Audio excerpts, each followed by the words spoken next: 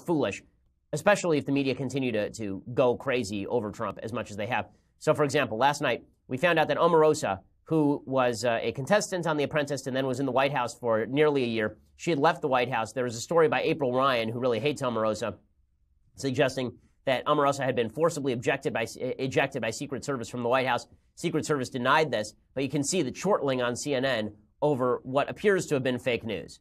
Brooke, I'm going to do what you can't do and what April and Simone are too good of people to do, and that's just going to be petty for a minute. Ah! Oh, Angela. Oh, bye, Angela. Girl. Oh, bye. Angela. We did it already on the podcast, April, but bye, honey. You have never represented the community. You are skin folk. We don't own you like Zora. Goodbye. Good riddance. Goodbye.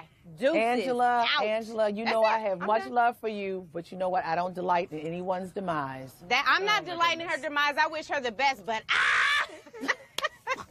I will say no again. Okay, you can see all of the anchors chortling and laughing. Oh, look, somebody got fired. Black woman got fired from the Trump administration, and she deserves to go. They're not the only ones. Robin Roberts this morning on Good Morning America, she actually said bye, Felicia, about Omarosa. She goes, bye, Felicia, right before she goes to break. I mean, like the chortling over Omarosa is really kind of galling. And we're getting the same routine from MSNBC's Chris Matthews.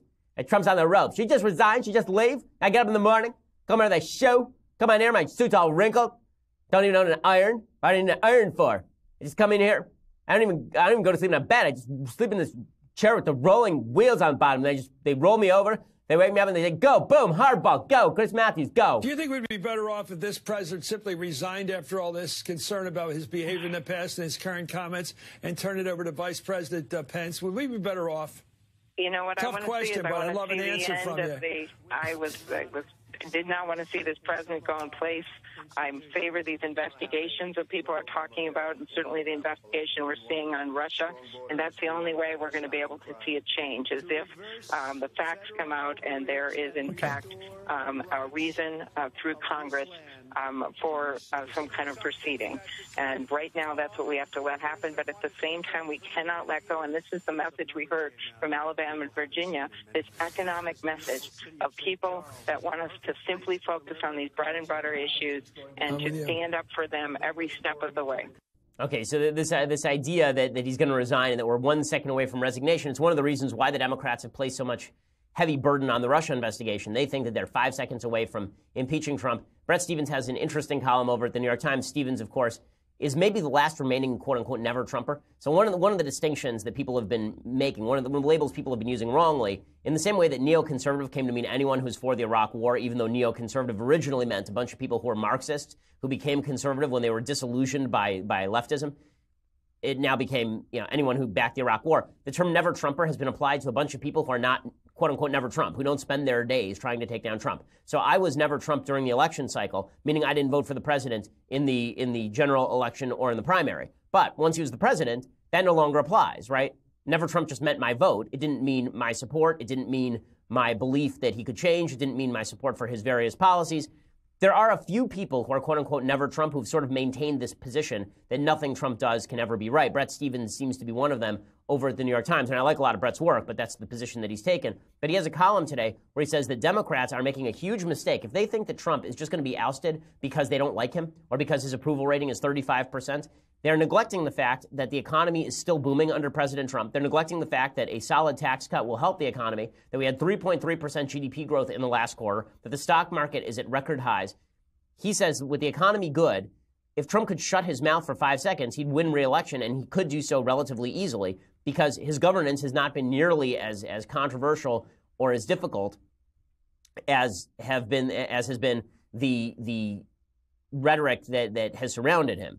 And he's exactly right about that.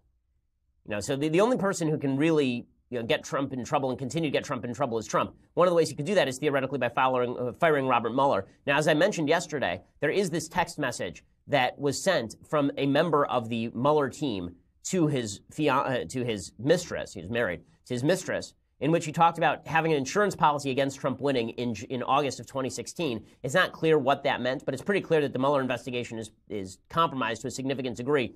That doesn't mean that Trump has the political wherewithal to actually fire Robert Mueller, and he's going to have a tough time doing it, considering that his Justice Department doesn't want him to do it. Rod Rosenstein, the Deputy Attorney General, He came out yesterday in testimony and said that he had not seen good cause for Trump to fire Mueller at this point.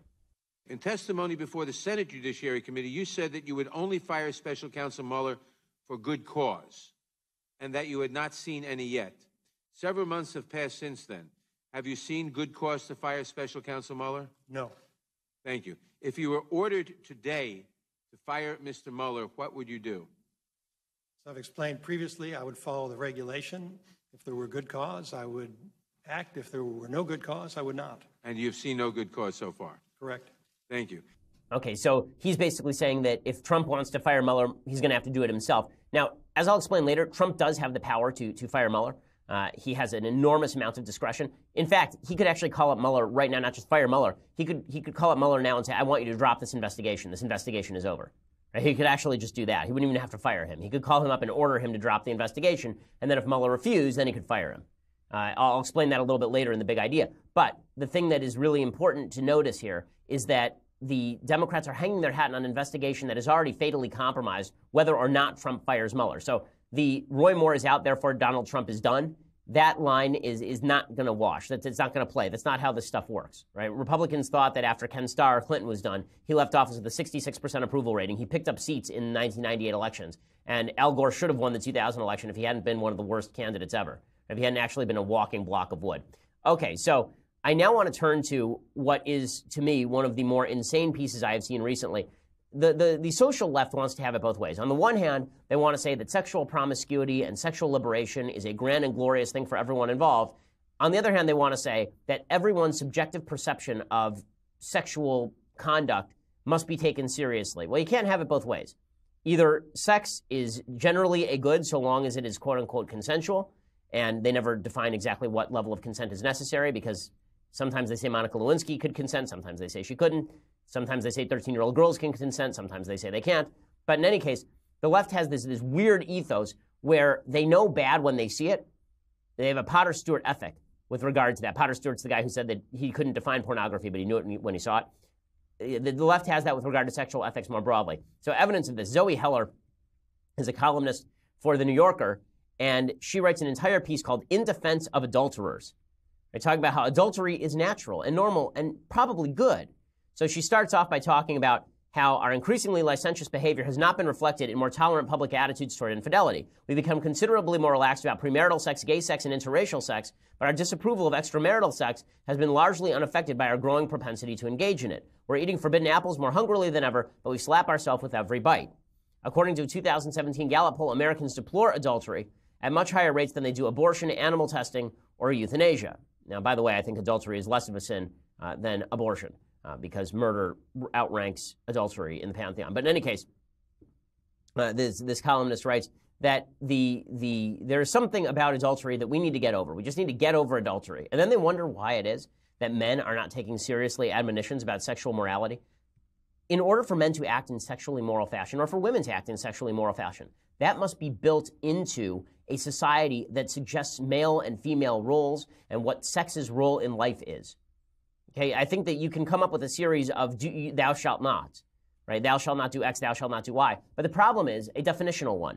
When you say thou shalt not commit adultery, well, what about an open marriage? Is that adultery? Or thou shalt not commit, what if the wife is really mean to you? What if your husband is not so nice and has not been helping you out at home?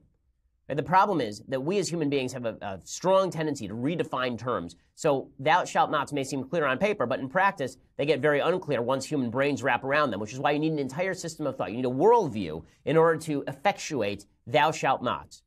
Right? We think that we can basically say thou shalt not on a societal level and everybody will follow it. We can see that's not the case. We've been saying thou shalt not sexually harass for the last 50 years in the United States. Obviously, that hasn't stopped a lot of men who have redefined sexual harassment. And now we're redefining it again. And now women are redefining sexual harassment. Stuff they said was not sexual harassment 10 years ago is being treated as sexual harassment now, and vice versa. In any case, this New Yorker columnist writes, traditional couples therapy focuses on the defense and enforcement of the monogamous pact and tends to side firmly and explicitly with the faithful spouse. He or she is often referred to as the injured party, while the straying partner is labeled the perpetrator. Right, because, adultery. The standard assumption is that the affair is a symptom either of marital dysfunction or of some pathology on the part of the perpetrator. Sex addiction and fear of intimacy are the most common diagnoses, although lately a genetic predisposition to infidelity has been gaining traction. This approach, writes an author whom, Esther Perel, I guess, is the author of a book on adultery, and this is a book review.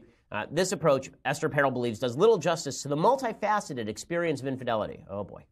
It demonizes adulterers without pausing to explore their motives, right? Because sometimes motives don't matter. You committing adultery is not a good thing. If you want to cheat on your spouse, maybe instead of cheating on your spouse, you should control yourself or have a discussion with your spouse or get divorced if your marriage is that failing. It focuses on the traumatic effect of affairs without acknowledging their generative possibilities. I love this. Adultery isn't just something we should overlook or pretend away. It's something we should celebrate. She writes, to look at straying simply in terms of its ravages is not only reductionist, but also unhelpful. Affairs can be devastatingly painful for the ones betrayed, but they can also be invigorating for marriages. Yes, I would like to see a statistical study on how many affairs were invigorating for marriages. This is a bunch of crap that is pushed forward by the left media. It's another one of these. Charles Murray has a great book. I believe it's called Coming Apart, all about how basically there are a bunch of white liberals who live in big cities who don't abide by their own sexual morality that they propagate to the rest of society. Basically, Murray's thesis is that if you look at the perspectives on marriage in Los Angeles and New York among upper-class liberals, what you will see is that they are all married, and they all stay together for the most part, and they all do not commit adultery. They act in traditional sexual ways, basically, in the big cities, contra to the stuff they put out on TV, and then people who don't know better imitate that, and they end up with unhappier lives. This is one of Murray's theses, and I think it has some real heft to it. In any case, this author writes, affairs can be devastatingly painful for the ones betrayed. They can also be invigorating. If couples could be persuaded to take a more sympathetic, less catastrophic view of infidelity, they would, she proposes, have a better chance of weathering its occasional occurrence. When people ask her if she is for or against affairs, her standard response is yes. Oh, yeah, I can't see how this would go wrong in any way. Perel, who is Belgian-born but practices in New York, is much sought after for her sophisticated, European-flavored insights into love and desire, because clearly, if we want to look to a society that has a healthy sexual ethos that has not resulted in a mass drop in the birth rate and the importation of people from third world countries in order to fill the labor gap that's been created, if we want to look to a place that has completely destroyed the institution of marriage and has therefore reduced the possibility of happiness for a great number of people, perhaps we should look to Europe. Europe is like I always look to the French. I always think the French. Those are the people who I'm looking to for my sexual morality. Mating in Captivity. The book that brought her public notice was a sprightly disquisition on the anaphrodisiac effects of married life, in which she argued that the excessive value placed on communication and